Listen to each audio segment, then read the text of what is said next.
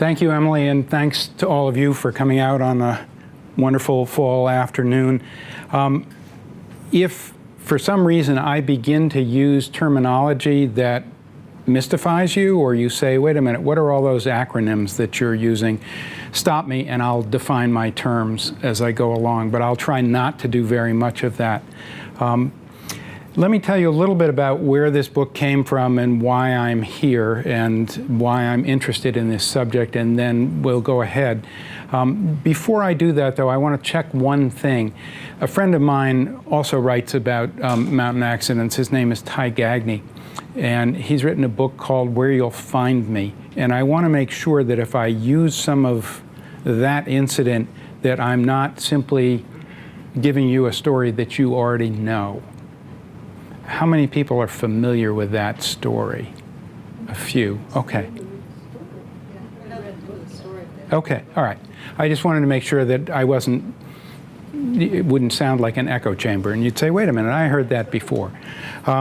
So, as Emily said, my father picked me up when I was 2, not that I remember it specifically, and put me in his backpack and carried me up into the mountains. And that was my introduction, and I must have thought it was a good idea because I got a free ride, I got to nap when I wanted, I got fed, and I got to see things, but I didn't have to do any work. A little bit later, when I became 5 or 6 and I began to have to walk, I realized that going to the mountains carries a lot more with it than simply being put in your father's pack. But that really didn't deter me. So the first experiences are often the ones that are formative, and I thought this was a great thing. And it continues to be a great thing. I began to write 4 publications about mountains in the mid-'80s. And so for the last 30 years, I've written for a publication that's published by the AMC. It's Appalachia, and it is their journal. It comes out twice a year. During the 90s, I was the editor of the journal, and so I ran whatever show was going on for each issue. Currently, I'm the accidents editor, which is an odd title if you think about it, because people feed me accidents and then I edit them into some digestible form and then feed them back to you. But there's a purpose to this column in here. And the purpose is generally to tell stories about people who get in trouble in the mountains so that all of us who read those stories can figure out how we might avoid them or learn a little bit without necessarily going through the pain that the people who get in trouble in the mountains sometimes go through. And so I write these all the time, or I write these for 2 columns a year. And the focus of these stories is often on what the person who got in trouble did. So they're really victim narratives. Somebody goes out either with bad preparation or good preparation, gets in trouble. You think about how the person got in trouble and what they might have done to avoid it. But you tell it from the victim's point of view. When now I've written a lot of these. I became, in 2014, I left long work. I'd been a teacher for years and years, and I was prepared for the absence of work, and I had lots of other projects, but what I wasn't prepared for was the absence of, and I'll call them straight up, heroes. Every day when I went to work, I had students who were in front of me, and they were heroes because they showed up every day, and I don't know how it was for you when you were 16 or 17, but showing up every day was not easy. They showed up every day, and then I had colleagues who were teachers, and they also were heroes because they showed up every day, and people were engaged in an enterprise that I thought was worthwhile. Suddenly that was gone. And so I started looking around. I said, all right, what heroes now? Because I don't think we ever really outgrow our need for heroes. And the heroes I began to think about were the search and rescue people in the White Mountains, because I know a bunch of them, because I'd been writing these columns about accidents for a long time. I thought, maybe I can begin to hear their stories. And as I heard their stories, I thought, maybe I could write a book that tells about accidents and rescues from the points of view of the people who do it, not from the points of view of the people who get in trouble.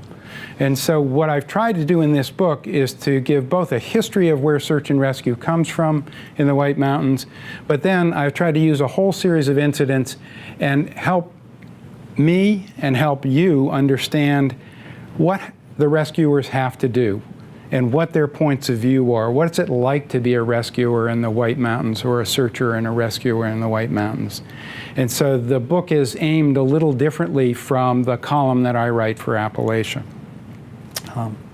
So this came out in April, and I've been talking with audiences since then, and I've often gotten a great number of really good questions, and so I'd like to save some time at the end, either for your comments or your questions, and I'll have a couple of questions for you as well as we get to the end of this. But what I want to do now is to read a little bit from the book and tell a couple of stories about incidents that have taken place in the recent past and how people responded to it, particularly how the rescuers responded to it, and try to give you a little flavor of what their experiences were like during these incidents. When I look at accidents in the White Mountains or incidents in the White Mountains, I tend to divide the population of people who get in trouble into three groups. These are big groups. One would be the inexperienced, or the people who treat going into the mountains just as they would treat going to the drugstore or going to Hannaford's or something along those lines. They prepare for it just about as much, and they walk off into the mountains. As Lieutenant Jim Nealand of New Hampshire Fish and Game said to me, the good news about the people who go in unprepared is usually they can't get very far before they get in trouble. So we don't have to go very far to bring them back. And so you have, and those are a large percentage of the people who get in trouble in the White Mountains. It's often no headlamp, it's often starting at 3 in the afternoon, having no map, a whole series of omissions. I'm not going to talk very much about them because the experience of rescuing people who are unprepared is generally fairly dull, and it repeats itself. The next group are the people who are unlucky by what I'll call a half an inch. And that's any one of us. If you like to hike, if you go out into the woods, all it takes is to miss a shelf of rock by a half an inch, slip down, your foot slips down. If you're wearing a 30-pound pack and you fall forward, that accelerates the contact. And when you hit, there's enough impact so you could be hurt.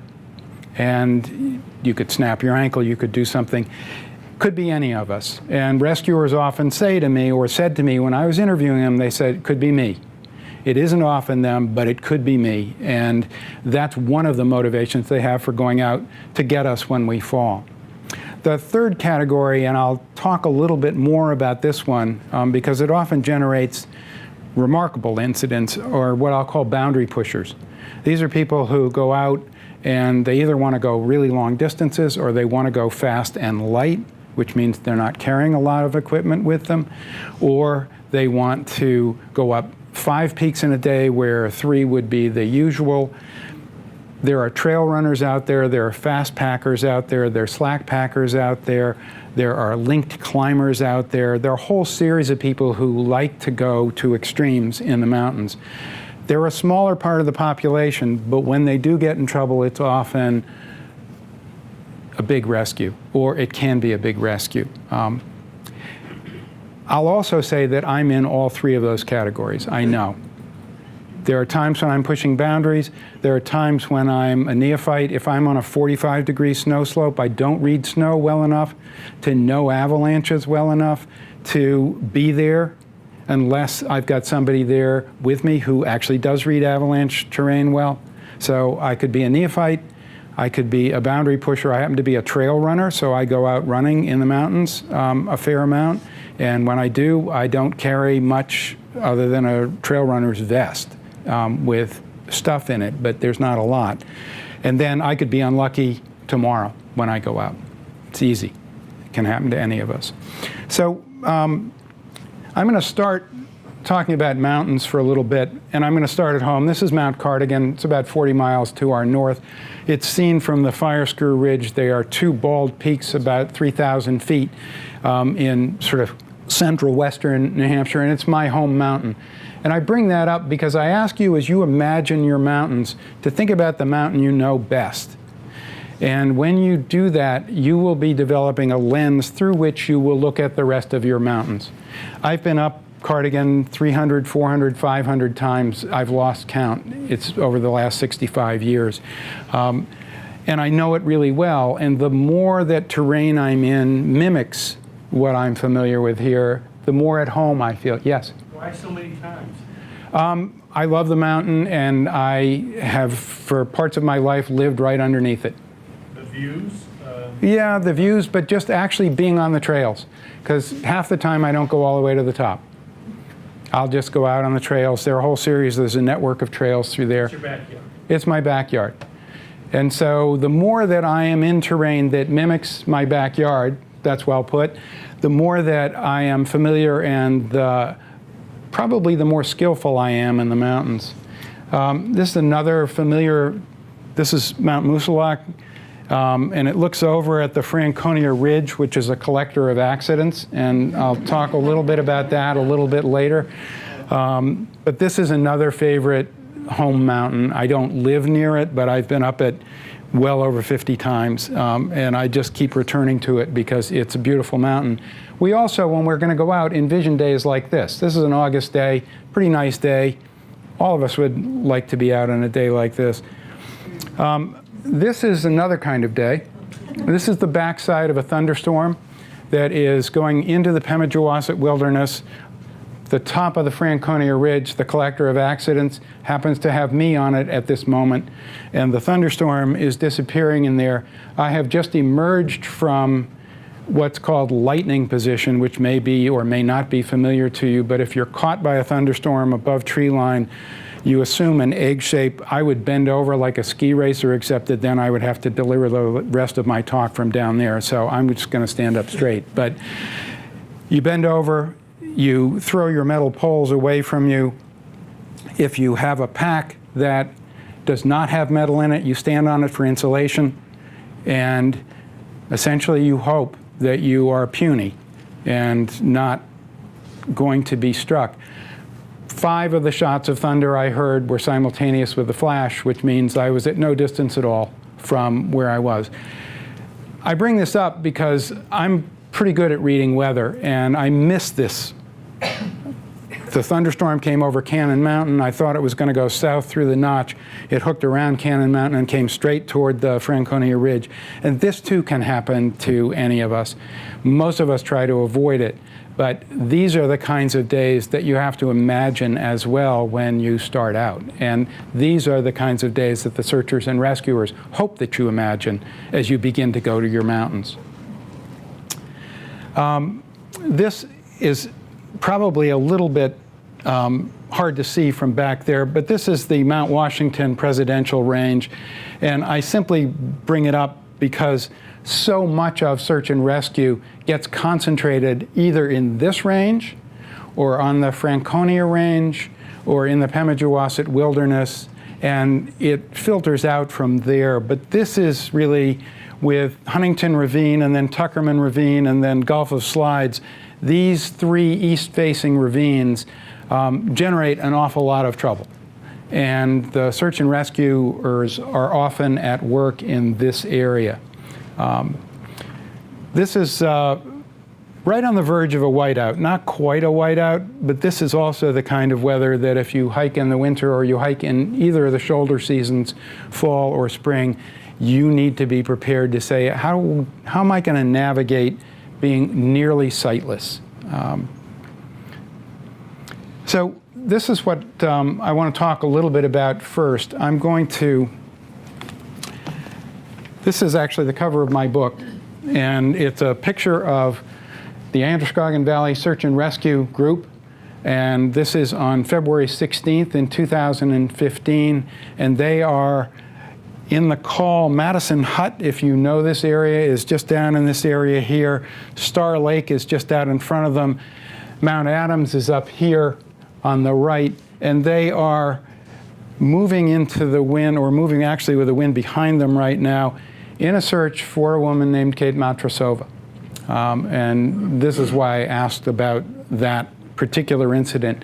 I spent a lot of time with the searchers and rescuers asking about their stories. I know the Matrasova story, and I'm going to give it to you briefly, but I would like to focus on what it was like to try to search for her. This is the day after she went missing. She went missing on the 15th. This is the 16th. And this is a crew of 10 from Androscoggin Valley Search and Rescue. It's 20 below zero in this photo, and the wind is blowing somewhere in the 80 or 90 mile an hour range. The wind is blowing from behind them, and so they are moving with the wind at their backs. But they are amped up for this search, and they are amped up both in numbers and in equipment. They are wearing all sorts of advanced gear, but they also have 10 people there because this is a risky search. This is one of those searches that you do, but you certainly want to have enough people there so if somebody gets in trouble, you've got extra capacity to bring them down. So how did this search come about? Kate Matrosova, very briefly, came to the United States at the age of 20 from Siberia, so she was a Russian immigrant. She came on a student visa. She got a degree in the United States from DePaul, and she ended up getting another degree from Berkeley in financial engineering. By the time she's 32 years old, which is when this incident takes place, she has a master's degree in financial engineering. She is a risk analyst for a bank, BNP Paribas, the bank, and she has been up some big mountains in the world. She's fallen in love with the mountains, and she wants to do the 7 summits, which is the highest summit on each continent. So she's already been up Aconcagua, which is the biggest summit in South America. It's about 23,000 feet. She's been up Elbrus, she's been up Kilimanjaro, and she's been up Denali, which is a fierce mountain. The one thing that's different about this day, when she has taken off on the 15th to go up Mount Madison, and then from Madison, this is the way she's planning on taking. This is the valleyway that comes up. She's going to go up Madison, Adams, Jefferson, Clay, Washington, and then come down the Ammonoosuc Ravine. It's 16 miles or so. It's not undoable. People do this a lot. I've done this in any number of times. But the weather forecast suggested that this is going to be a difficult day. The thing she's never had to do, despite an early passion for the mountains or a developing passion for the mountains, and despite the fact that she is ferociously fit, I'll never be as fit as she was when she went up. She could do almost anything physically. But what she has not done is make her own decisions. So whenever she's been up these big mountains, she's always had a guide. And if you've ever worked with a guide, you understand that working with a guide means the guide essentially is making the decisions and you follow along. So the hardest part of climbing, which is located in your mind and making decisions, gets taken care of. Still, she has read the weather forecast on February 15th. The weather forecast is for a cold front to blow in and for the temperatures to fall, bottoming out below 30 below zero, and with the wind going up well above hurricane force or over 100 miles an hour. But that's not supposed to happen until late in the afternoon. When she leaves the valleyway down here at just about 5 o'clock in the morning, on top of Mount Washington, which isn't far away, it's 5 below zero, and the wind is blowing about 35.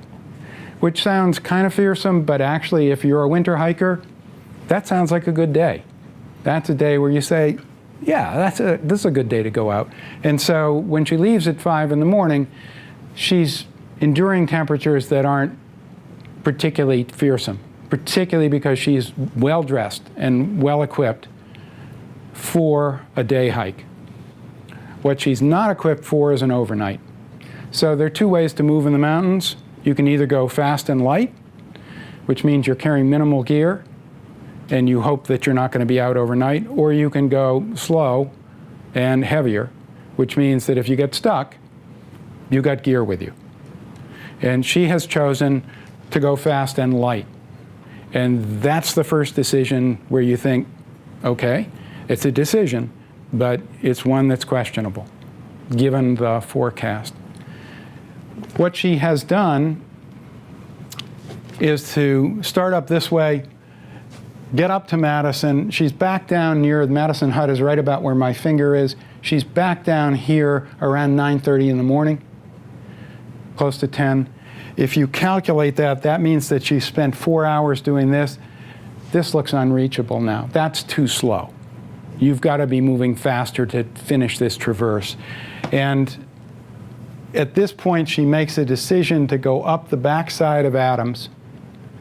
Most of us who've looked at this incident really closely believe that she decided to go up the backside of Adams and was going to come back, because she does turn around just before the top of Adams and begin to come back down the backside there. Unfortunately, the cold front arrives early. And so what was -5 and 35-mile-an-hour winds by 3 in the afternoon, even by noon, is closer to -20, and the winds are now getting close to 70 miles an hour. Yes? When you say traveling light, what was she wearing? So she has on good winter gear. She has lots of layers. She has food. She's got water. So she's got plenty of gear as long as she's moving. What she doesn't have is she doesn't have a tent, she doesn't have a sleeping bag, and she doesn't have snowshoes, which are 3 items that would make a difference, and she doesn't have a stove either. So those 4 items are missing from what she's decided to carry. At that point, how far is she away from the Madison hut? So Madison hut is right here, and up here she's under a mile away, just under a mile away. Madison hut is nailed shut at this time of year, and she would know that. She did know that. So getting into Madison hut is probably a non-starter, and so she can't get in there for shelter. When she starts down here, she slows way down, and there are GPS tracks that the New Hampshire Fish and Game has made available to a number of us, and you can actually see how she moved down. It's not a straight line, it's a wandering line, which is what happens when we get tired and when we get cold. And it wanders downhill, which is also, if you are in trouble in the mountains, the direction that you almost always go in is downhill because it's easier. Gravity helps you out. And so she gets off the trail coming back down in here. At 3:45 in the afternoon on the 15th, she pushes a button on a locator beacon. And locator beacons, I'm not going to go into a lot about them, but I'm going to go into a bit about them. Essentially what they do is they shoot a signal up to a satellite, and they give your location, your coordinates, to somebody who's at a console, and that person, when you've activated the beacon, calls the person on your contact list. And that, if you, for instance, if I'm on your contact list and I get a note saying you've pushed the button, meaning it's an emergency, then I'll call state police or I'll call New Hampshire Fish and Game, and it will set a rescue in motion. And I'll get into that in just a minute. So she pushes the button at 3:45. By then the temperature is 20 below zero. The winds are blowing at 75 to 80, and it's going to get colder, and the winds are going to blow harder. And the winds, and this is significant, the winds are coming from the north. And so when you're going up this way, the wind is at your back. It helps you move. If you turn and you try to come back, it's in your face. So as the wind strengthens, it also confronts her. She runs into it. And that also, on the backside of Adams, would slow her down. And so that's the scenario. Let me switch now and talk a little bit about rescuers. Typically, one of the hardest parts of rescue for search and rescuers is the absence of information or the confusion at the outset of an incident. So they'll often get a call.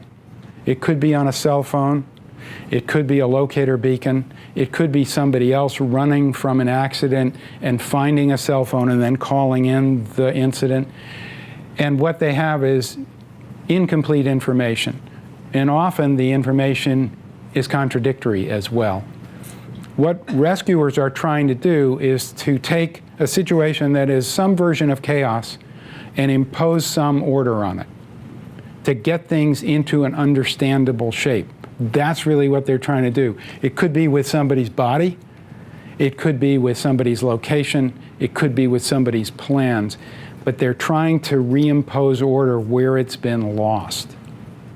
So what I want to do is to start off and read a little bit about the outset of this incident, what happened. This is from the rescuer's point of view, and this will also give you an overview of how search and rescue happens in New Hampshire, because it's a little different in every state, and I can answer questions about that if people are interested later. The phones began playing their ringtones around 4 p.m. on the 15th. Some 30 minutes earlier, a locator beacon had sent its signal skyward from New Hampshire's northern presidential range, and these chirps, jingles, and snatches of song were its spawn. Not now must have been the phone owner's silent prayer. Outside, the light was fading in a day that had tumbled into some thermal abyss. The valley temperatures huddled below zero, and a heavy wind probed every shelter. Up high, a howling gale had shoved the temperature down to minus 20, and the wind chill down to minus 80, and both were in free fall. And according to the beacon's signal, someone named Kate Matrasova was there, up there, above tree line and in trouble. In New Hampshire, when such a call comes in from the backcountry, it goes to the state's Fish and Game Agency, New Hampshire Fish and Game, and within that agency, it's the province of the Law Enforcement Division. New Hampshire Fish and Game conservation officers are responsible for conducting, coordinating search and rescue. And while such work isn't the primary focus of a conservation officer's job, it is certainly a high-profile one. One of you said earlier, we read about this all the time in the papers, and it does show up in the papers. And New Hampshire Fish and Game is obviously sensitive to that. And with the advent of easy summons from various devices, it's now also much more prevalent. On the 15th, New Hampshire Fish and Game Sergeant Mark Ober received the call from state police in response to a 911 call that they had received reporting the locator beacons being turned on. So that's pretty traditional. Beacon goes on, call goes to the person, the contact person, next call goes to state police calls New Hampshire Fish and Game. That all happens within a couple minutes. Ober's standard ringtone played just as he was in nearby Twin Mountain wrapping up an investigation of a snowmobile accident. He switched quickly to the calls demanded by this new emergency. He first phoned Matrasova's husband, Charlie Ferruti, who had placed the 911 call after hearing from the U.S. Air Force Rescue Coordination Center at Tyndall Air Force Base in Panama City, Florida. You can see how far-flung this is now. It's a call to Panama City that comes up to New Hampshire, and it activates the rescue. Ferruti gave Ober a summary of his wife's intended route, her phone number, her preparedness, and her character. That's unusual. They knew a lot. They knew where she was going, they knew who she was, and how she was likely to behave. As Ober wrote in his incident summary, Ferruti said, she was a determined individual who would not activate her beacon unless something was really wrong. During a January 2016 conversation at Gorham's White Mountain Cafe, Ober recalled his first thoughts as he gathered information about Matrasova. I hoped it was a mistake, an incidental activation by chance, because I knew where the signal was coming from would be near impossible to get to today and tonight. I've had pretty good cell coverage there, so I thought I could perhaps call and get in touch and find out. But when he got no response to his call and it became apparent that this was no mistaken activation, Ober began a practiced routine. He now had a sketch of a climber crossing exposed terrain made fearsome by the day's gale and cold, and he had more calls to make, many more calls. When New Hampshire Fish and Game determines that a rescue may be needed, the conservation officer can activate a whole network of professionals and volunteers. The professionals are the conservation officers and local police and fire departments, and at times National Guardsmen and members of the Civil Air Patrol. The volunteers come from a fullness of acronyms.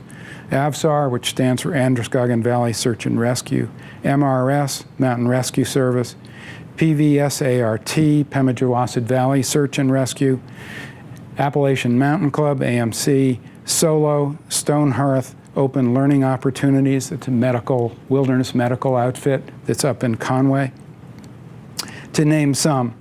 There is, in short, a whole lot of talent willing to come to your aid if you encounter trouble in the White Mountains. But here's the catch. That talent is not on display in a case at each trailhead behind a note saying break glass in case of emergency.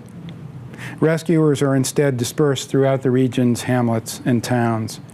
Or they are conservation officers and they may be attending to some other problem, as was Sergeant Ober when he was called. When asked about the most challenging part of search and rescue, Ober, who has conducted and coordinated his share, said it's the calling. Getting a rescue together takes a lot of calling, and that calling takes a lot of time. Here we bump up against a common frustration for all search and rescuers. When a beacon goes off or a call comes in on a cell phone for help, the person in need on the other end has been in touch instantly. His or her expectation of help soars at what seems the near possibility of help. But then, as he or she settles into wait and time passes, hope may flag. Life may be leaking away. Asked what he would want the public most to know about search and rescue, AVSAR veteran Mike Cherum, who was part of the team that found Kate Montrasova on the 16th, said, "It takes a long time for help to come. Be prepared to help yourself. Expecting or anticipating a timely rescue when need arises is foolhardy. Instant connection does not mean immediate rescue." So that's the way it sets up. And it sets up that way time after time after time, whether it's an easy incident or whether it's a difficult one. The calls come in and they summon the rescue teams. And even for easy incidents, it does take time. And I talked with the rescuers. I said, so when I write this book, assuming I write it, which I did, I'm going to go out and I'm going to talk about it some. And what do you want people to know? And they all said, to a person, it takes time. Just because we know doesn't mean we can get there very quickly. Often people are 3 miles, 4 miles, 5 miles away. Rescuers have to get to the trailhead. They are all carrying big packs, by the way, because when they go out to rescue, they're carrying enough for other people. And it just takes time to get there. So given that as a caveat, what's it like when they begin? So the call comes in at 3:45, and I'm going to shift ahead a little bit to the first rescuers who go up. Before they go up, it's now going to be 6:30 at night. So 3:45 to 6:30, that's pretty quick response. The first hasty team is going to head up. Before they do that, New Hampshire Fish and Game has had to check in with their colonel, Colonel Garabedian at that point, and say, do we have permission to do this? It's 20, 25 below zero. The wind up high is blowing in the 80s or 90s. Are you going to let us do this? And Garabedian, who had been on his own set of rescues, said, we'll try, but we'll try in a limited way. And the cardinal principle is that you have to be safe yourself. So anybody begins to feel cold, anybody begins to feel compromised, you turn around and you come back. So by 6:30, the initial group is ready to go. At 6:30 p.m., 3 conservation officers, Matt Holmes, Glenn Lucas, and Bob Mancini, climbed up the valleyway. Mancini's GPS held the coordinates of a 5 p.m. beacon signal. And I'm going to point to that. So you can see numbers. These are the beacon hits. That number 1, that's where the first signal came from. It's the backside of Mount Adams. At 5 o'clock, before the next group goes up, here's where the second beacon signal came from. That's hopeful, because it looks as if the person who sent the beacon signal here, it looks as if she's been able to move across this call and down into the woods, which would offer a little bit of protection. It looks as if she's moving in the right direction, down toward where the rescuers are coming from. So that's the call that they're working on. And the 3 COs had instructions to go up to a point on the trail closest to those coordinates and then wait for the Mountain Rescue Service team that would soon follow. The 3 COs also had explicit directions to take no unnecessary risks, and if they felt their lives were threatened, to turn around. From those first steps toward Cape Matrosova, the COs were in charge of their own safety, and indeed, in mid-climb, Glenn Lucas began to feel ill and cold, and he turned back. So we're down to 2 rescuers at this point. The worry about safety also explains the decision that the conservation officers would wait until Mountain Rescue Service's team before anybody tried to got there before anybody tried to go into the off-trail woods. As is often common on popular trails in winter, the valleyway, so the way that they're all going up, the valleyway was packed out by previous hikers. But either side of the trail, the snow was deep and unconsolidated, so it's not packed out. As part of her plan to travel light and fast, Matrosova had not taken snowshoes. Searchers carried and would need those snowshoes to go off-trail to look for her. Searching off-trail in rough, steep, snowmass terrain holds many risks, and those risks were multiplied by the darkness and the extreme weather.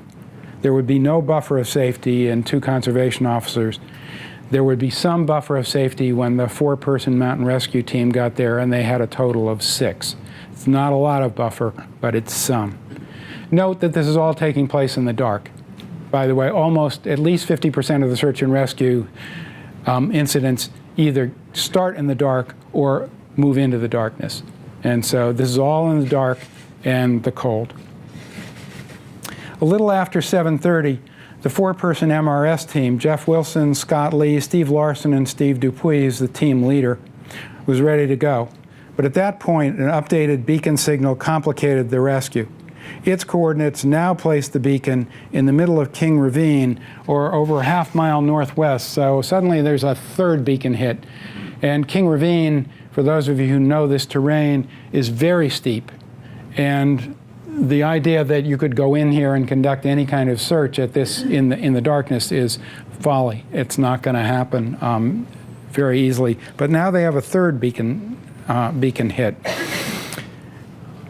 And that's an even greater span than the half-mile if you look at the precipitous slopes someone would have to navigate to get there from either of the first 2 signals. Also, King Ravine held dangerous avalanche risks that night, which could not be assessed in the dark, and Ober and Dupuis agreed that no one was going in there. Ober's confidence that Matrosova was moving from 1 to 2 was shaken. Still, the 2nd position seemed the closest and the most logical bet, and the MRS team aimed up at their meeting with the conservation officers. If hit number 2 didn't pan out, perhaps they could go on to the first beacon hit. The MRS rescuers climbed as quickly as they could while managing body temperature to minimize sweating. In extreme cold, sweat can be lethal. Its cooling qualities take hold when a climber stops, and so they tried to be both prudent and hurried. Around 11:30, MRS rescuers joined the 2 COs at the site of the valleyway. So they're off. It takes them 4 hours to get to them. They're now at this point, all 6 rescuers are here. They're moving as fast as they can without compromising their own safety. This looks close. There's a brook called Snyder Brook that runs in between the valleyway and this beacon hit here. It's a very rough drainage, and it also is stuffed with crumholes or black spruce, which is really hard to get through. So while this looks close, this is going to be quite a safari to get from here to there.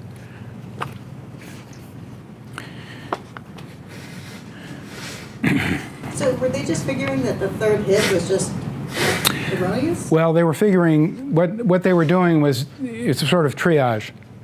We can't go here in the dark, so we're just going to ignore it, even if it might be right. This is the one we can get to first. We might as well check this one out. This is the hopeful one, and that's the other one we've got, and we're not sure we can get there. So they're doing that sort of triage, dealing with confusion it's very unusual for there to be so many different signals, and I'll talk a little bit about the technology and how this all came about and what they learned from it.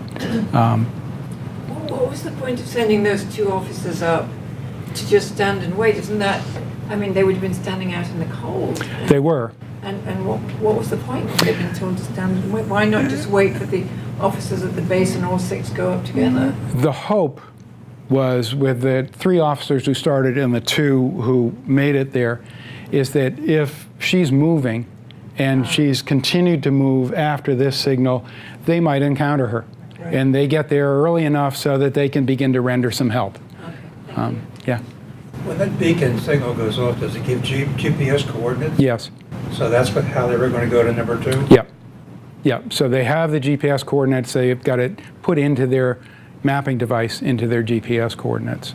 Yes. I'm actually surprised that the one rescuer in that original group of 3 came down by himself and he wasn't really feeling up to it. Yeah, it was a compromise and a risk, and the other option would have been for all 3 COs to turn around and come back, and people have questioned that and said, maybe you all should have come out. And it was very hard for Glenn Lucas to turn around. I did not get to talk with him, but my friend got to talk with him, and that was a very hard thing for him to do, to say, I'm too cold, I've got to turn around. I think he would have been even more chagrined if the other 2 people had come out with him. So, but yeah. Stopped and hunkered down right there and said, "Go." Yeah. So anyway, but it's questionable. There are all these questions that come up. So here's what they were hoping to do. So Steve Dupuis, who's the leader of the Mountain Rescue Service team, this is Steve Dupuis speaking. This is what they're hoping to do when they get here. The initial plan was to go to the second beacon waypoint, which was just below the Pine Link, roughly at tree line. My thought was to get there and search the area in a grid out to 60 meters from that spot and hopefully find her. If not, then we'd reevaluate the weather, our team, and see if we could go on to the next or the first beacon hit, which is beyond Star Lake.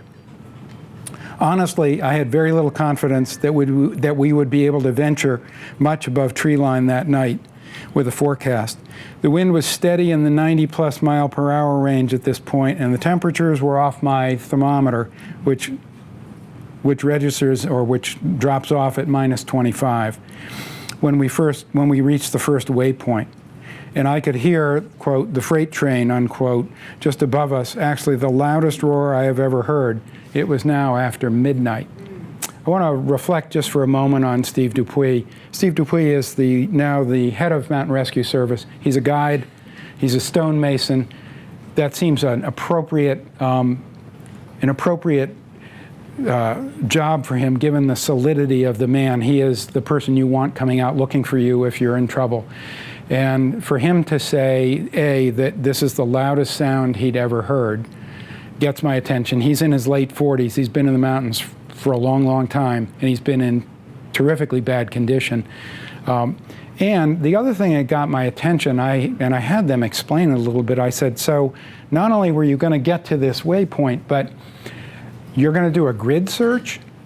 Grid searches are hard to do, and they have 4 people, and they're going to search in a 60-meter grid around the GPS coordinates to see if she's under a bush or hiding in there somewhere or hunkered down or maybe unconscious.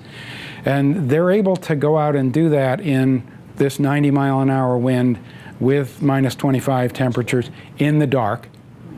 Obviously they have headlamps, but they can do this. There was a rescue on Mount Washington in 2014 where a group of people did a grid search of a much larger area just above Tuckerman Ravine, and they found the 4 people after 45 minutes of doing a grid search. And this was, again, at night, below 0 temperatures, 70-mile-an-hour winds. I'm in more than a little awe of what it takes to be able to do that. So that's the hope, and the beacon signals are undermining some of their confidence because they keep coming in different places. But that's what they're hoping for. As you might imagine, there are more people on the way to this rescue, and so now I'm going to skip ahead again to just when the rescuers are up here together.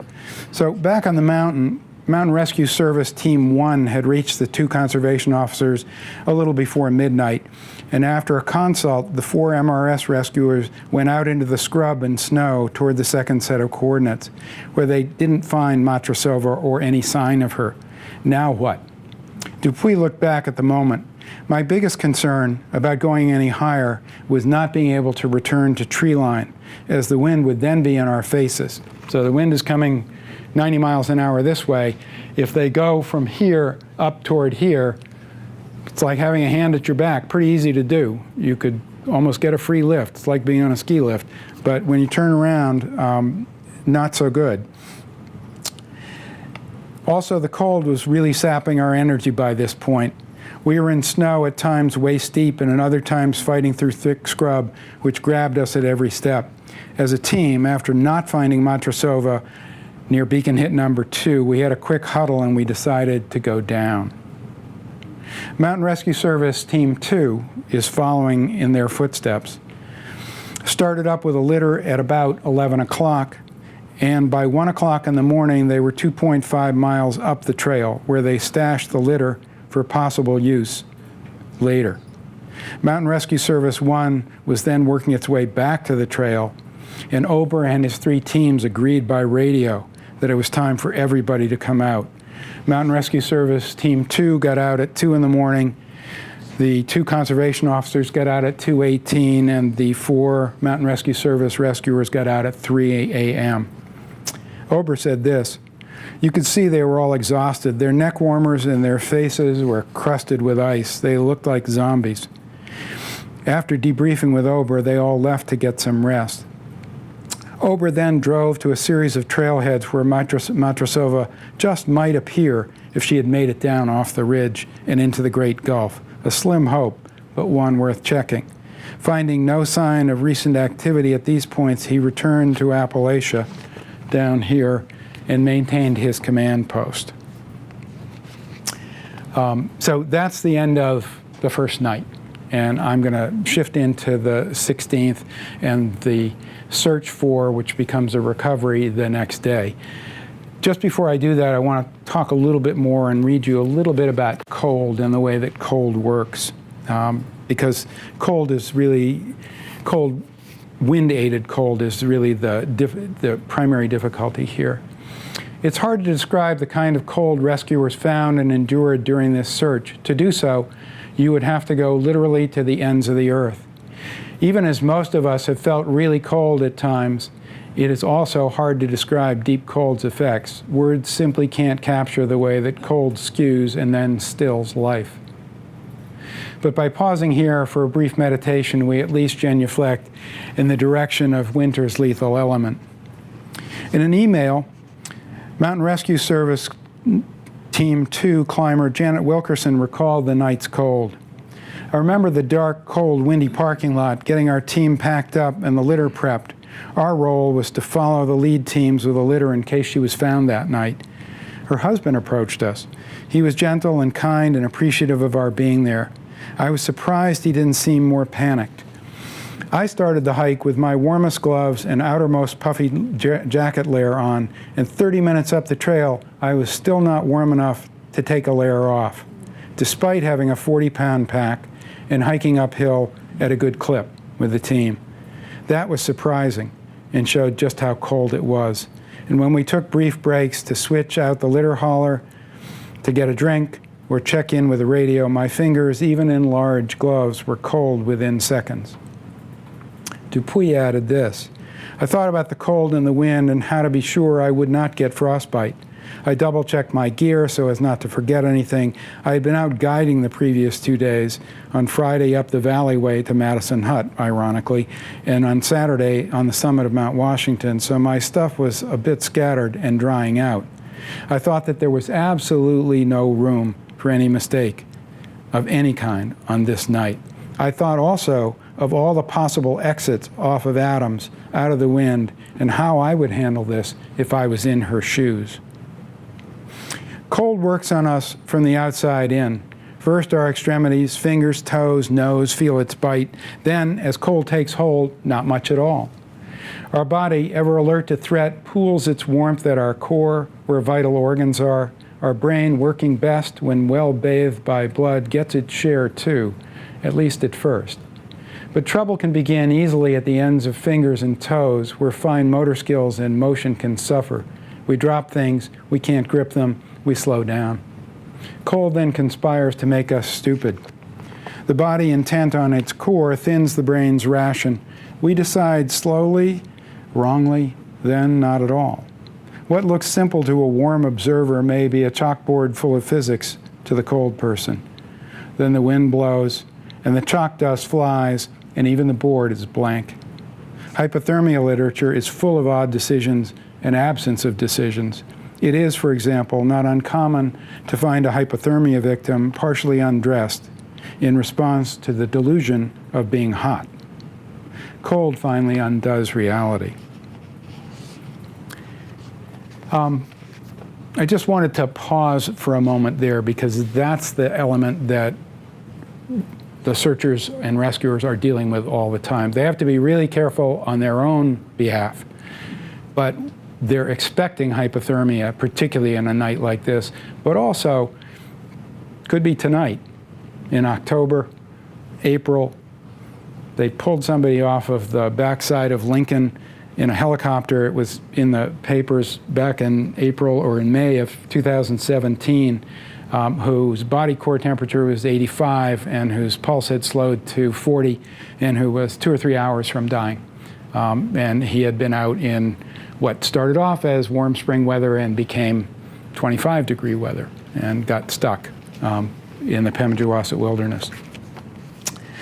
So that's the end of the first day, and the next day is going to feature lots of rescue teams. They're going to come out in force because they have time. They're going to try to go out sometime in the 8 o'clock range after they've had a chance for everybody to get there. And they will go up with 4 teams of 10 each, so that's 40 rescuers, and they'll have 1 reserve team of 10 in case somebody gets in trouble or in case there's another place that they have to go. I want to take you inside a rescuer's house just for a moment. This is how this call comes in.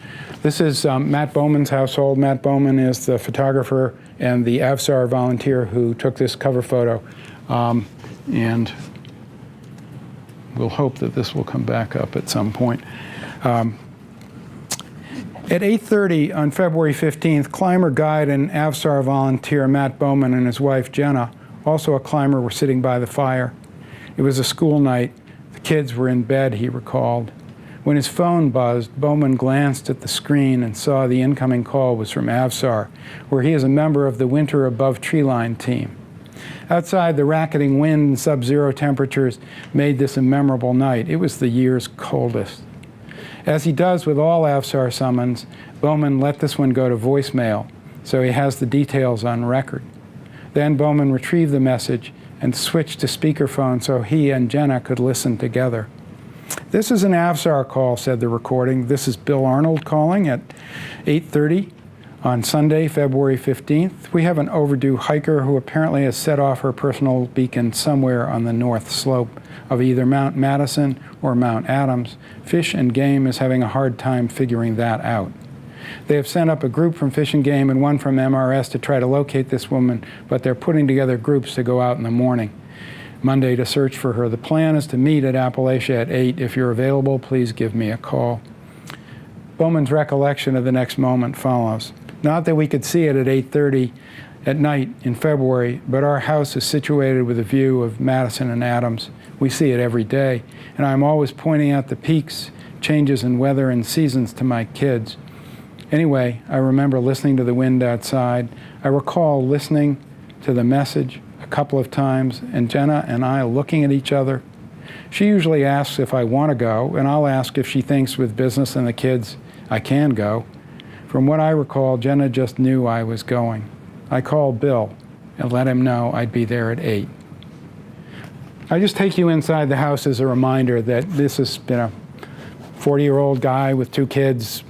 He's going to go out the next day. His wife is also a climber, and so she gets the mountains. But they go out time after time after time, and they go out in some of the weather that is most difficult.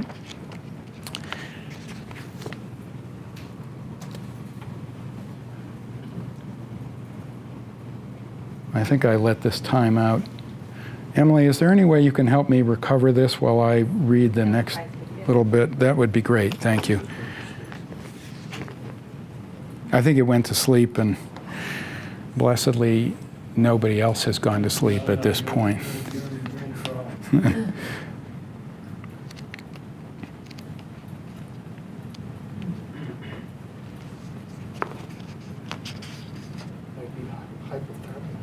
Yeah, it could be. Yeah, it could have been getting cold just listening.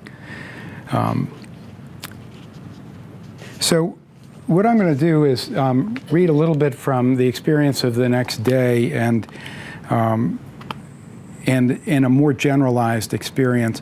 One of the, as I did my interviews, one of the points that became evident to me pretty early in the interviews, and I began to ask the question about it, is how searchers and rescuers feel about the person that they're searching for while that's going on. And surprisingly enough, I got almost no resentment or no feeling of denigration.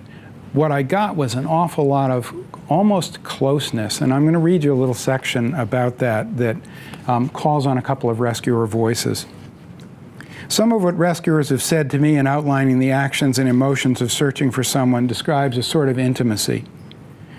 The possibility of rescue, no matter how long the odds, sustains them.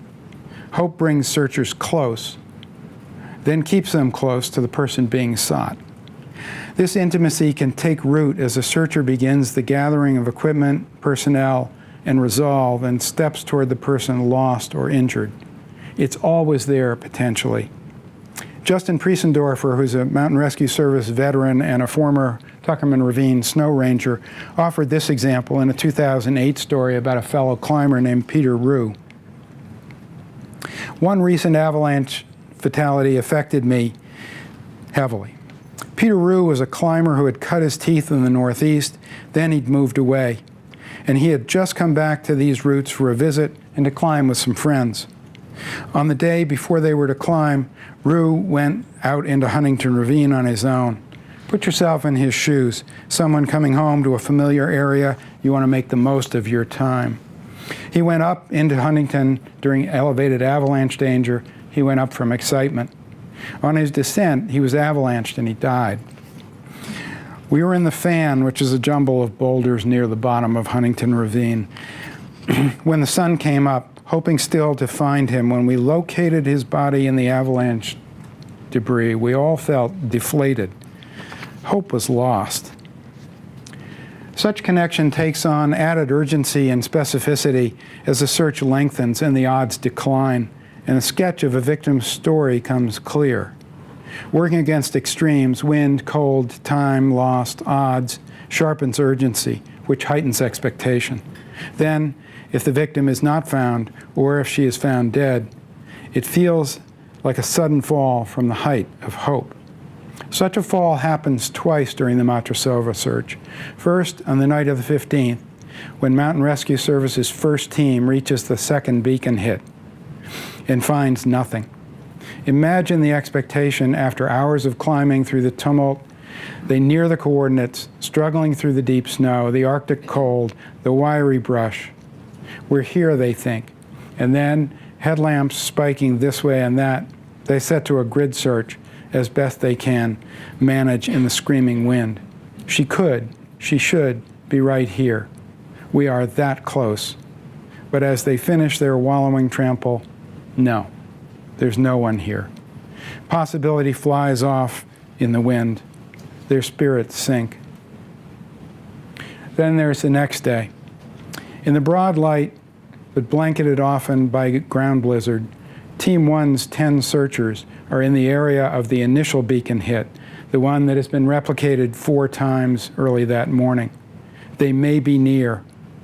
Possibility retains its 1% of hope. She could be alive. As he works through waves of wind, having often to kneel and wait out the waves, Matt Bowman comes upon an anomaly. Here's a pack sitting out in the open. What's that doing here? Bowman's first thought is, did one of us take off his pack? Then, 20 feet away, he sees Matrosova, unmoving, fully clothed, leg extended. She looked flash frozen, he recalled. Bowman hunched against the wind. He hurried over. Her eyes were open. He will remember this. They're unseeing. Oh, it's the outrush of hope. Priesendorfer reflected a bit on how searchers focus on hope rather than grim likelihood when the search stretches on. We all prepare differently, but there is a common thread. We try to look at possibility, not likelihood. The possibility of finding her alive was still there, even if unlikely. That's also why the images of finding someone who is dead stay with you, because they occur at the point where we realize that what we'd hoped for is no longer. It's difficult because we've searched for and found all sorts of people. You want to believe that people will live through it and that they'll learn. I tested out that 1% of hope, this possibility versus likelihood, on a lot of rescuers when I talked about this particular incident. And I said, so where was the, where was the 1% of hope located? Every one of them had an example of how he or she would have responded to being in Matrosova's condition and position, and pointed out how she might have survived that night, even though the likelihood of surviving the night when it was 35 below zero with hurricane force winds, the likelihood was almost nil, but not quite nil. And so the hope was still there. What they pointed to,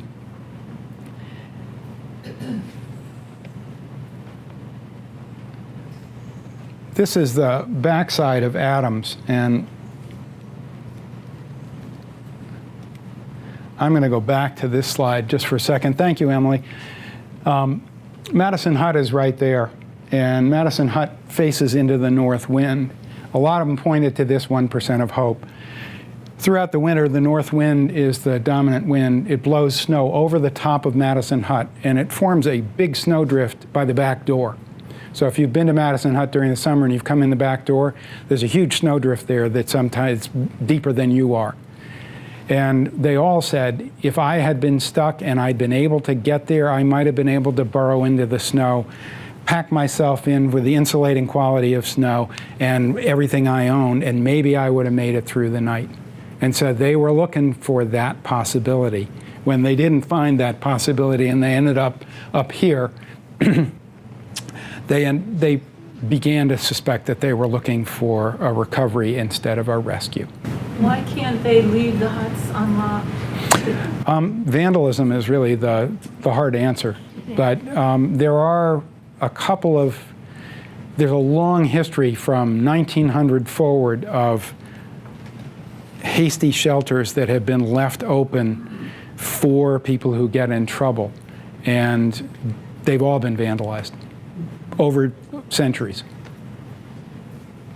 Doing rescue at the ski mountains, we usually kept people at the top because we knew there'd be certain areas that we didn't want them to get caught at low altitude. You got the observatory there, that's a ridge trail, not familiar with how many calls there are between that and that position. But in a best possible world, you're telling me that most of the emergency situations are happening on this and the other ridge. What's the possibility of staging? You got the observatory, you have multiple places, there's the Madison Lodge. Yep. Are we being penny wise and dollar foolish by not? No, they'll stage with this particular rescue, because anybody coming from the top of Mount Washington would have had to go into the face of this wind and wouldn't have been able to do it. The sensible way to come after this was up through here. They'll stage rescues from the top of Washington. They often do. That's where the conservation officers often base their rescues. There was a helicopter that flew in to see if the helicopter could be helpful, but the wind was so ferocious and the ground blizzard was so significant that they couldn't do anything with a helicopter. So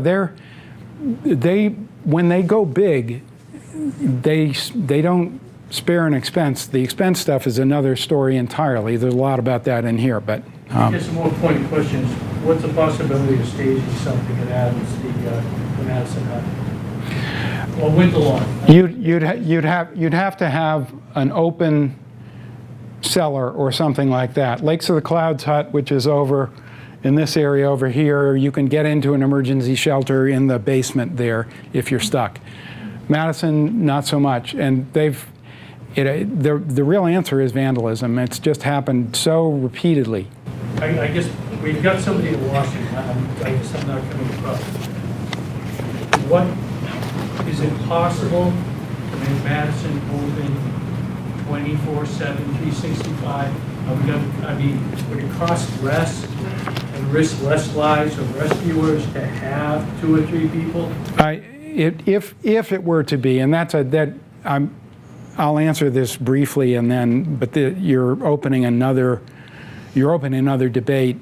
The Appalachian Mountain Club would have to sign on to the expense. They own Madison Hut. They would have to sign on to the expense of staffing that, winterizing it, and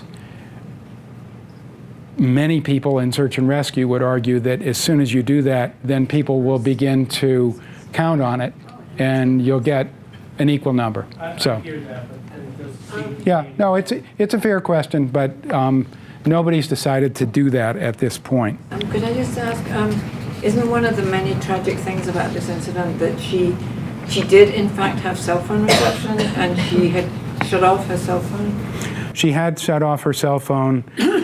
What most people believe is that she was, in personality, she was such a tough nut that most people believe that when she pushed the button here at 3:45, she was almost done.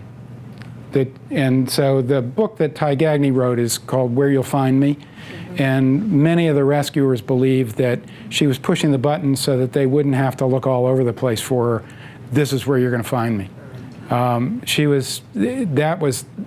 That would be consistent with her character, as I understand it, from having talked with a bunch of people and read quite a bit about it.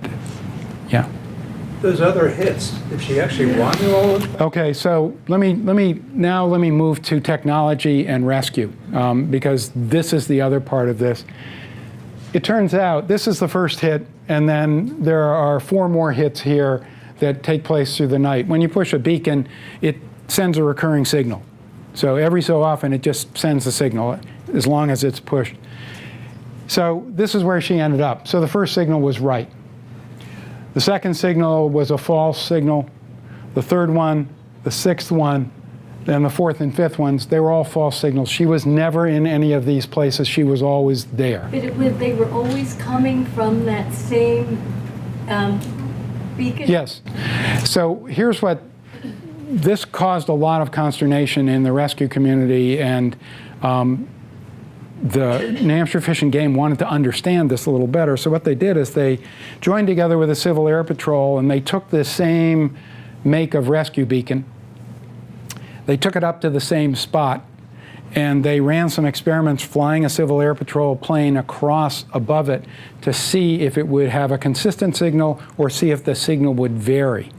And the signal was, with this system, was consistent as long as the antenna was deployed upright. As soon as the antenna was deployed to the side or moving back and forth, as it might have been in the wind, it began to skew or scatter some of the signals.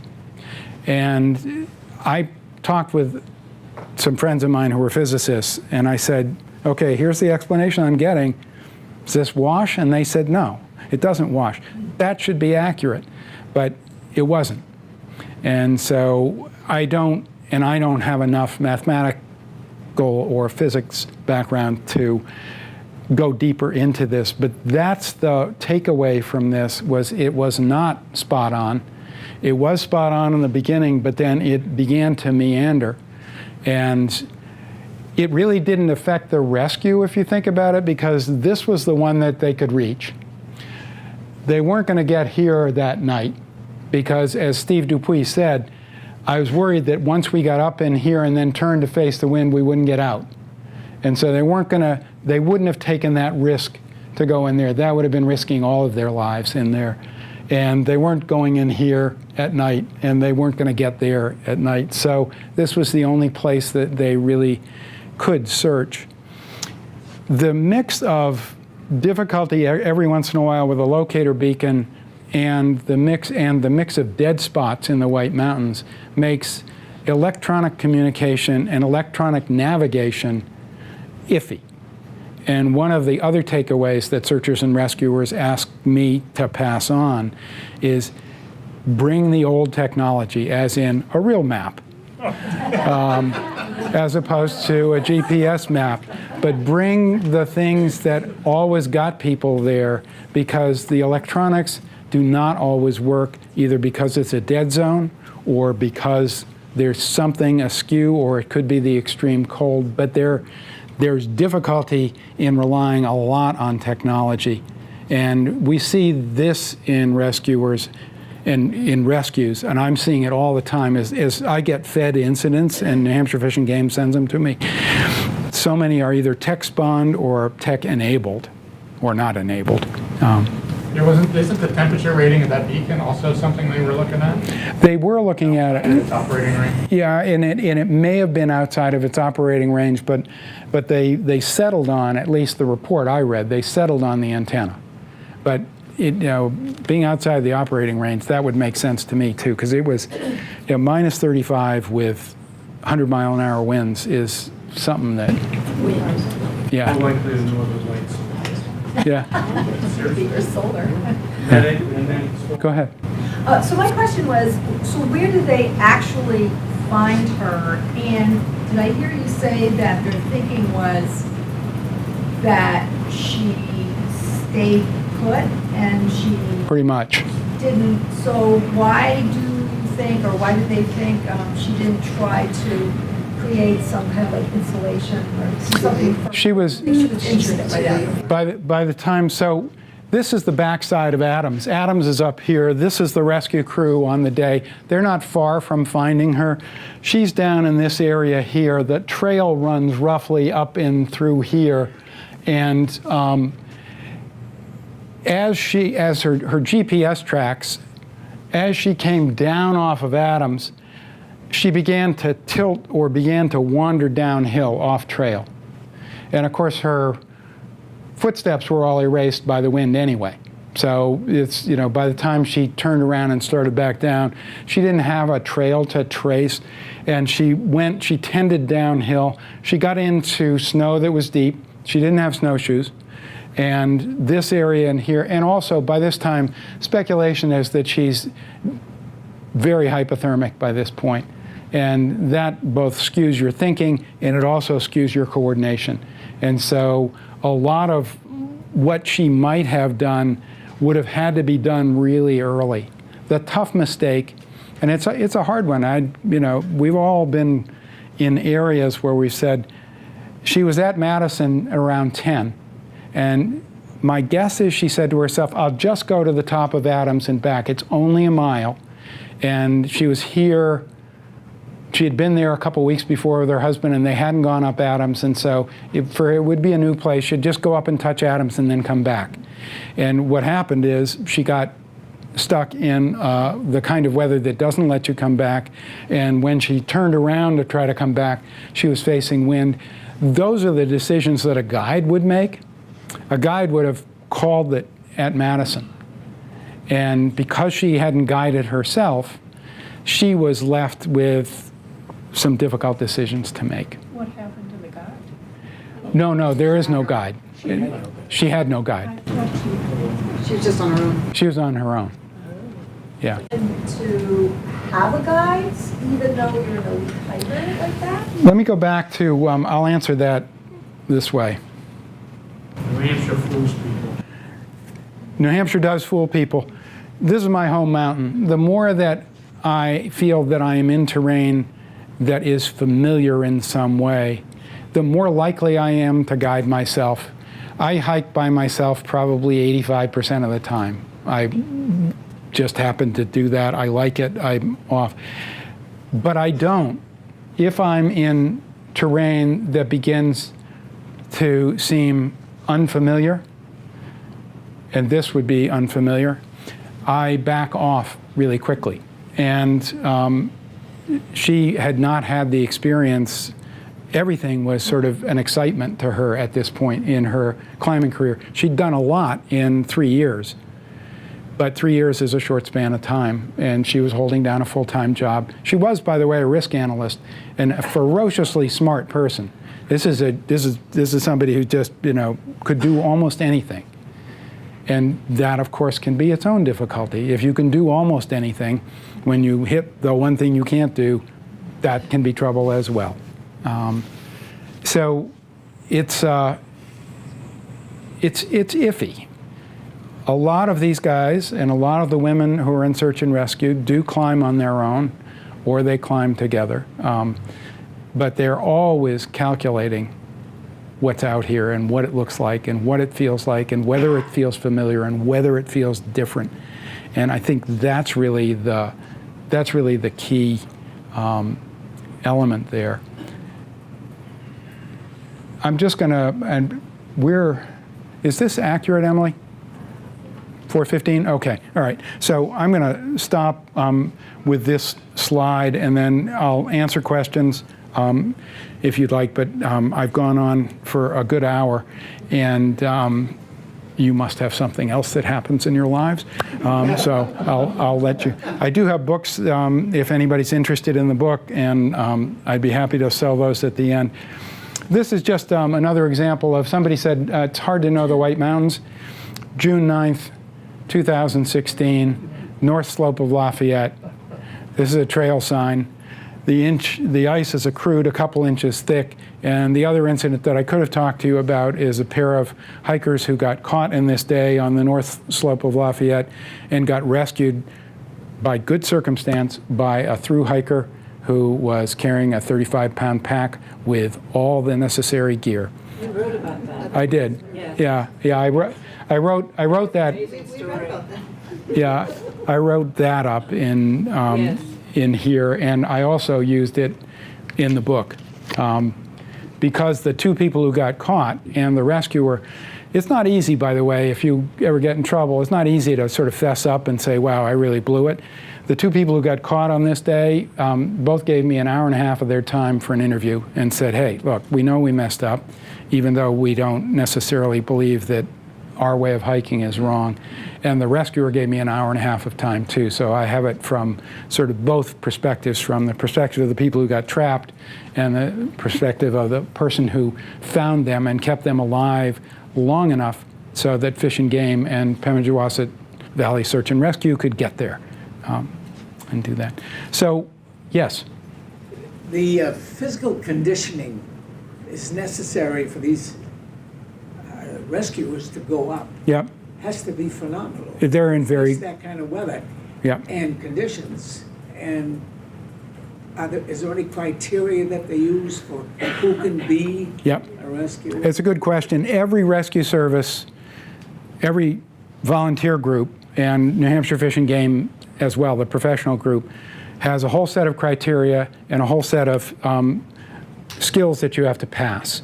And so in a volunteer group, they'll typically take you on what they'll call a shakedown cruise. So they'll take you up into the mountains on a particular kind of day, and they'll see if you brought the right equipment, they'll see how you function on that day, they'll see what your capabilities are, and then you can, assuming you pass that, you can be assigned to various gradations within the unit. So, for instance, Androscoggin Valley Search and Rescue has a winter above tree line team. The only people on that team are generally professional guides and real hard nuts who are in great shape. And they can be up on this kind of day, or they can be up looking for Cape Matrosova. There are also people who are below tree line searchers, and because there's all sorts of need. You saw that on the Matrosova search, they had 50 people brought out for the second day of searching. And when you do litter carries, it takes a minimum of 18 people to carry a litter.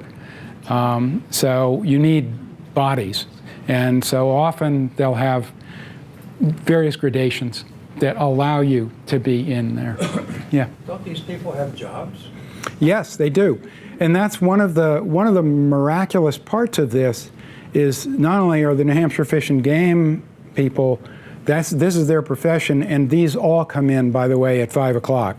Nobody has coffee at 9:30 and says, oh, I think I'll call for a rescue now. I'm all amped up on caffeine. Good day for me. They all come in late, so they're working through the night. And Matt Bowman, for instance, is a mountain guide. He is a co-owner of a cafe in Gorham. So a lot of them, Steve Dupuy is a stonemason. He's also a mountain guide. Many of them who are high-level rescuers are guides, but they come out and they get nothing for this. They don't get paid.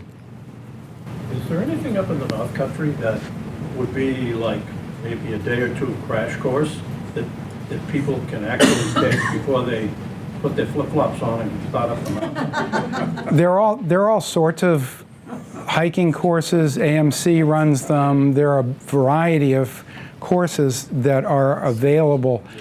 And, you know, sometimes, and a lot of people do. I mean, there are a lot of people who get information from either guides or from courses. But there are also a lot of people who don't. How do people hike in the winter? That's a huge. All I'll say is I love to hike in the winter, and so it's beautiful. That's why people are there. Winter, fewer people and beautiful conditions. My question is, do you think we should be charging for negligent? Wow, you asked the big question in search and rescue. It's a hard one. So here's a very brief primer on funding of search and rescue. The professionals are New Hampshire Fish and Game, and they sometimes will call in police and fire, but mostly it's New Hampshire Fish and Game. They have a $300,000 plus search and rescue budget each year, which is actually pretty tiny given the number of incidents that they go on. That gets funded partially by licensing fees and partially by the Hike Safe card that is promoted all over the place, which is really a voluntary contribution to New Hampshire Fish and Game. They closed a budget. They had 6-7 years ago, they had a budget deficit of over $100,000. The Hike Safe card has closed that gap. Whether they have sufficient equipment and who pays for that and who helps to fund the equipment purchases of the volunteers is another subject there. From 2008 to 2014, they tried to bill people who were negligent for rescue as a way of augmenting the budget. And they were able to collect about $8,000 a year from the various fines that they had levied, because the Attorney General's office gets part of it when they go to collect. It's hard to collect from people. The payment plans don't come in. So what Colonel Jordan said to me is he said, hey, we can't fund our search and rescue budget. We got to find another way to do it. So the only reason I can think of for billing people is if you think it's a deterrent for negligent or reckless conduct, then it makes sense to bill. But it's iffy because some of the people who've been billed, search and rescuers will go, how'd that happen? And some of the people who don't get billed, people will go, how'd that happen? And so it's very controversial. And the best suggestion I got was from the guy who is the president of Pemigewasset Valley Search and Rescue, also the fire chief of Sugar Hill. And he said, raise the standard back to reckless, which means I put somebody else in danger by my actions. Raise the standard back to reckless. And if you deem somebody reckless, fine them. But don't do it with the negligence, because negligence, it's, one person thinks it's negligent, the other person doesn't. And so maybe that would act as a deterrent. Maybe not. Yeah. Do any of the rescuers take photographs along the way? Another controversial moment, the rescuers, all the rescue operations now have a policy not to take photographs of the person being rescued or the scene. That wasn't true even as recently as 3 or 4 years ago, but they started showing up on social media, which is sort of spectacle time, and so they're very protective of the victim's privacy, and they should be, because it's actually legal or illegal to not to violate that. So it's so people have stayed away from that. It's actually, people are very good about that, it seems. The what has the Fish and Game Group gotten with trying to get federal funding? You know, because this is it's a national. No, you would think, because 800,000 acres of the White Mountain National Forest is U.S. Forest Service land, you would think that the federal government would kick in money for this, and you would be wrong. Because what's happened is the Forest Service has had their budget and their personnel cut so severely that the only part of the White Mountains that they are responsible for are these 3 ravines from November 30th or December 1st to May 31st. The Tuckerman Ravine Snow Rangers, who are U.S. Forest Service personnel, run all the rescues in the Cutler River drainage. And by the way, it looks like a tiny area, but that's a lot of rescues because people get in trouble in these ravines all the time. So Forest Service personnel runs that. New Hampshire Fish and Game runs the whole show outside of that area and during the 6 months of summer in the ravines. And the state has simply shouldered that burden, and there doesn't seem to be any way to shift it to the federal government. The other place the federal government lends assistance right now, and we'll see how long this keeps going, is through helicopter rescues. So when New Hampshire Army National Guard flies their Black Hawk in to do an extraction or to do a rescue, they write it off as a training cost. And the helicopters, Colonel Jordan estimated, it seemed high to me, but he said it's about $6,000 an hour. So if that were being billed, that would be a huge outlay. And then Dartmouth Hitchcock also flies occasional missions. They can't pick people out because they don't have a hoist, but they do it gratis because they have 24/7. No, you just answered it. Okay. I wondered how much a helicopter rescue costs. Well, the most recent quote I got was $6,000 an hour. But it takes them a while to get to the location. Yeah, although not too long. I mean, they'll leave Concord and be over Mount Washington in 30 minutes. Okay. So. Did they used to at the trailheads have a parking fee system? But I've noticed that for a while now the places where they used to ask you to pay something are all covered up. Like Yeah. What happened about that? I don't know. They've changed that. They've reduced the number, they raised the price, and they reduced the number that they collect from. It's Yeah. only the ones that have restrooms is the ones that they charge you. That's right. Okay, that makes sense. Yes? Yes. The question is, we now are supposed to call Fish and Game if there's an emergency. So I thought, well, Fish and Game would be a good number for me to have in my cell phone because I hike alone mostly. But when I went online to Fish and Game, the only phone number I could find was Monday through Friday, 9 to 5. Yeah. No, I would always, if I'm in trouble and I hit a thing, it's 911. 911. And 911, because it will go state police. The state police will take as much information as they can get, and they'll go right to Fish and Game. And that's 24 hours. So you just always want that, yeah. What's the best way to check the weather before you go? So it's a good question.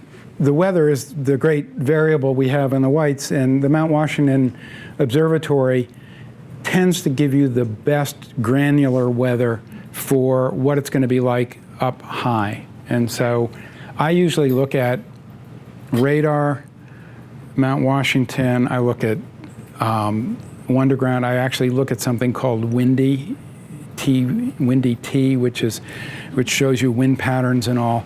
I'll look at about 5 weather forecasts before I go. So the Mount Washington Observatory tells you the high elevation weather? They have a higher peaks forecast, and they have, That's like 4,000 and above? Or yeah, it's about 4,000 and so above. if you're going to Mount Willard, what's the best way to check? AMC's forecast is always going to be posted. For instance, at the Highland Center, you walk in, there's a weather forecast for the day posted there. So if you want to look online, can you do that? I think so. I haven't tried to get the weather. National Weather Service. Yeah, NOAA, Yeah. absolutely. The National Weather Service tells you on the ground though, right? Now they have almost every peak in the White has a point forecast. You know the- You- You can get one forecast. You can go to mountain weather. Mountain today I- weather. And if you click, yeah, if you click on where Willard is on the map, it'll give you a specific forecast for that. I would always look at the observatory because they're always thinking of how the weather's going to move in, how it's going to blow in. So that's my first choice. How many hikers and rescuers have died? It's a good question. So there's been one rescuer, volunteer rescuer, Albert Dow, who is its own chapter in the book, who died in 1981 searching for a man named Hugh Herr and Jeff Batzer. And he got avalanched in Raymond's Cataract, which is in between Tuckerman Ravine and Huntington Ravine, right in this area there. And they've been very careful, and he is the sort of guiding spirit for search and rescue in the White Mountains with his sacrifice. There have been a lot of people who've died who are not rescuers. I mean, it's over 150 on Washington and counting. And then there are others in other places. But the rescuers are very careful and very supportive of each other, particularly when they want to back off. They support each other in doing that. So I'm curious to know, I know each area of the United States has their own unique geographical differences that makes rescue different for each area, but is there some kind of a network that you all are a part of, or you share, or is there anything, or is it even necessary? The people who run rescue in each region often are part of an omnibus group. There's a group called the Mountain Rescue Association, MRA, and so and then the state agencies tend to be pretty relentlessly comparative. New Hampshire has caught a lot of flack in the rescue community for billing for some rescues about negligence. Most of the rest of the country doesn't buy this as a cause. And so it's pretty comparative, and there are notes that are compared all over.